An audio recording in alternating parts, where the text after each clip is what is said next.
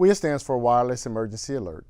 It's a federal system that allows organizations like Fairfax County's Office of Emergency Management to send out emergency alerts to our residents.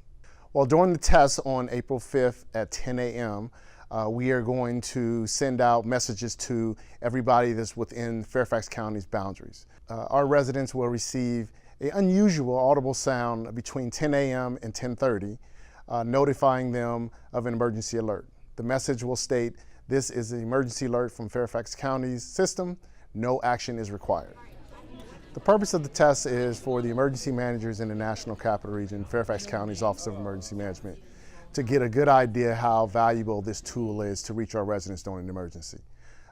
By testing the system, we can identify our gaps, we can identify our successes, so when we have a live emergency, we know what to use.